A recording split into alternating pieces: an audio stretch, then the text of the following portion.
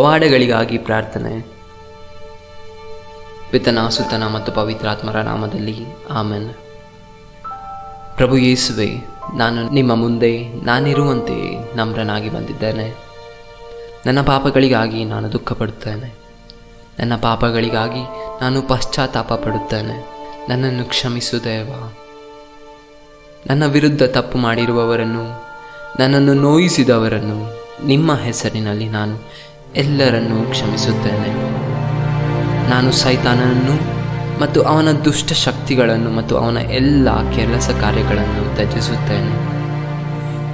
ನಾನು ನನ್ನನ್ನು ಸಂಪೂರ್ಣವಾಗಿ ಪ್ರಭು ಯೇಸುವೇ ನಿಮಗೆ ಸಮರ್ಪಿಸುತ್ತೇನೆ. ನಾನು ನಿಮ್ಮನ್ನು ನನ್ನ ಕರ್ತರು, ದೇವರು ಹಾಗೂ ರಕ್ಷಕರನ್ನಾಗಿ ಸ್ವೀಕರಿಸುತ್ತೇನೆ. ಪ್ರಭುವೇ, ನನ್ನನ್ನು ಗುಣಪಡಿಸಿರಿ, ನನ್ನನ್ನು ಬದಲಾಯಿಸಿರಿ, ನನ್ನನ್ನು ಬಲಪಡಿಸಿರಿ ಮತ್ತು ನನ್ನ ಆತ್ಮವನ್ನು ನಿಮ್ಮ ಕೆಲಸಗಳಿಗಾಗಿ ಸಾಕಾರಗೊಳಿಸಿರಿ.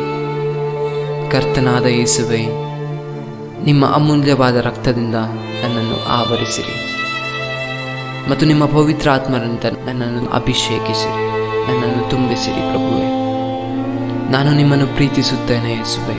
ನಾನು ನಿಮ್ಮನ್ನು ಸ್ತುತಿಸುತ್ತೇನೆ ಯೇಸುವೇ. ನಾನು ನಿಮ್ಮನ್ನು ವಂದಿಸುತ್ತೇನೆ ಯೇಸುವೇ. ನನ್ನ ಜೀವನದ ಪ್ರತಿದಿನವೂ ನಾನು ನಿಮ್ಮನ್ನು ಹಿಂಬಾಲಿಸುತ್ತೇನೆ ಪ್ರಭುವೇ.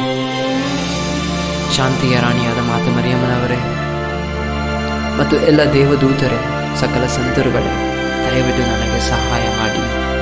ಆಮೆನ್. ಈ ವಿಡಿಯೋವನ್ನು ನಿಮ್ಮ ಸ್ನೇಹಿತರು ಮತ್ತು ಬಂಧುಗಳ ಜೊತೆ ಹಂಚಿಕೊಳ್ಳಿ ಮತ್ತು Bible study in Kannada YouTube ಚಾನಲ್ಗೆ ಸಬ್ಸ್ಕ್ರೈಬ್ ಆಗಿ ವಿಡಿಯೋಗಳನ್ನು ಲೈಕ್ ಮಾಡಿ ಮತ್ತು ಆಮೇಲೆ ಕಾಮೆಂಟ್ ಮಾಡಿ. ಧನ್ಯವಾದಗಳು.